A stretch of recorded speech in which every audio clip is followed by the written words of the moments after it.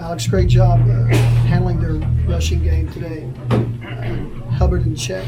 Talk about that and how you guys were able to pull that off today. Yeah, I mean, obviously, at times we were less than spectacular in it, but I thought kind of weathered the storm. That's what he does. You know, when we compared him early in the week to like a McCaffrey, you know, kind of in our history, that's you know really was intended to be the ultimate compliment. And you hold your breath every time he carries the football, every single time. That he's going to run through a tackle, and if he runs through one, what are the odds you're going to have two guys available to get him on the ground, and then he's gone. And so, in any event, the ultimate respect for him and that offense.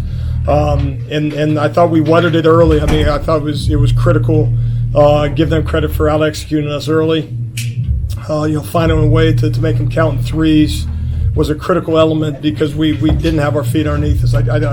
Again, number one, credit goes to them and obviously him, and then number two, I just thought maybe early on, which hasn't been a real like I say issue for us, kind of out the gate type of thing in terms of not being ready to go, and I just didn't think we had our feet underneath us early, but holding them to the threes, kind of weather the storm, and obviously played better ball as the game went on. Alex, I know you weren't here, but 2 years ago Parnell had a really rough game here, and with the way he played tonight, just what did you think of what he was able to do? Well, excited for him, and for the bulk of this season, we've been just dying for takeaways, and had an opportunity tonight to get a couple. Obviously, the additional one on the sideline that kind of could have gone our way, but stripping at the ball, and I think so much of that too is one guy doing it can turn into two guys doing it, and then you see the success rate of that individual making those out. Can kind of snowball, and then ideally it snowballs.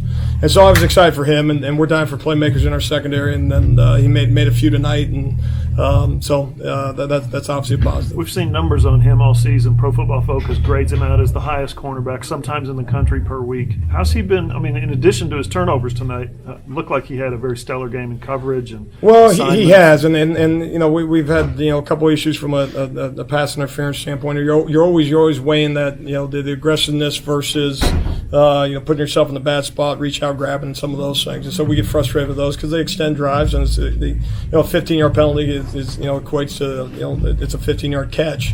In any event, so that's kind of been something we've had to continue to work through. But he's played well. He's one of those guys that we struggle to take off the field. And that credit goes to him, and credit goes to Coach Manning. Those two freshmen, the David Wakebu and Nick Benito, can you kind of talk about the growth and them filling in for John Michael Terry? Because for a while it seemed like that was a huge loss, and then they've kind of grown into, I guess, feeling comfortable in that position. No, I think it is. I think for us trying to find the right rotation in terms of the right mix between the two of them. Early on, I had a little bit more trust in Nick because he had done it more, and we're kind of just mixing in David, trying to get him going. Then all of a sudden, John Michael goes out, and so then now it's Nick is, instead of a situational guy or a part-time player for us, now he's the starter, and all of a sudden David, who's getting a couple of reps a game, all of a sudden now he kind of assumes the role that Nick once had, and so that's a position that we constantly are fighting to get, and not just that position, across the board, more production from, but it's intended to be that rush linebacker spot is that edge guy that we're going to gain in the pass, whether it's in coverage or setting an edge in the run game or rushing the passer versus pass as well. And so both those guys are coming along. One's a redshirt freshman, one's a true freshman. Tall order for both of them, and while learning a new defense as young players. So it's progress, and we're excited about both of them moving forward. Alex, what did it mean to your defense to be able to have an offense that controlled the ball like it did? The Kenny Brooks had the night he had, and kind of outdrilled Chuba, and I mean, just what did that mean for your defense on a night like this when the wind was blowing and all that? Well, I think what happens is you reap the benefits of getting, when you get off the field, then you're able to reap the benefits of it. It's one thing to get off the field in the situation or hold them to a field goal, and then it's a 3-and-out punt situation for our offense, and you're right back out there, and so that you felt like you weathered the storm, maybe held them to 3, and maybe in best case scenario you held held them without points. But then you're immediately back out there, and it's again, the best way to describe it is you don't reap the benefits of it. And so, no, that's a huge piece of it. And you saw I certainly think you saw some of the benefits of that complementary football, which we're trying so hard to do our part on our side of the ball. 3 straight games you guys have held offenses to field goals right before halftime after they drove. What does that say about your defense? Well, I think as you talk about the red zone, I think that's something that continues to be something that we harp on. I think from an improvement standpoint, you like to say, okay, we've improved in all areas defensively, and that's obviously inaccurate. I mean, I think from a takeaway standpoint, obviously we're climbing out of the hole that we dug for ourselves over the bulk of the year. I think from a red zone standpoint, I think that we got to bow up more. We got to find a way to we say counting threes. That's obviously a critical piece, and certainly was tonight. But make them, there's got to be some instances where it's 0. They get down there, we get a takeaway, find a way to get off the field. And so in any event, no, it's critical, and we tell our guys, you can't beat Oklahoma counting the threes. There's not a lot of guarantees in this lifetime, but one of them is you can't beat us counting threes. And again, is it all true? It doesn't matter if it's true. We believe in it and we sell that. And so no, that's if you're not going to count them in zeros, you got to find a way to get them off the field. That's 7-3. The difference in that, I know it's 4 points on the scoreboard, but it's astronomical. So that was a positive. Certainly added to that was the fact that they had the ball coming out of halftime. Sorry, Alex. Your first Bedlam game. You've seen the guys play against TCU. You've seen them play against Baylor. On and on. Did you get a sense they were playing with a little more juice tonight? Rivalry game, that kind of thing. Last game of the year. You know what? I thought our energy was good. I really highlighted our energy over the last few weeks. I think our guys have really made a point to not look to maybe the outside or the circumstances to kind of create some of that energy. By no means would I minimize the fact that being here against a real quality football team on the road at night, 12th game.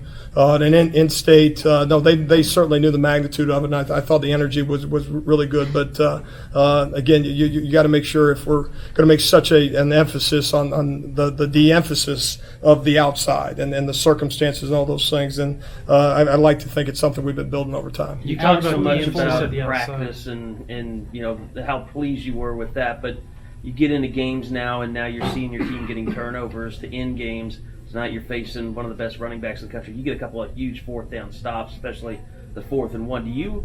Is there just something that you're seeing more and more of out of this defense every time you go out right now? Well, I do. I think you see a little bit more carryover between the week of work and Saturdays, I think, and where does that come from? Maybe a little bit more confidence in terms of the things that we're asking them to do, that as opposed to thinking that whatever effort it took to be productive on a Tuesday somehow it has to be tenfold come Saturday.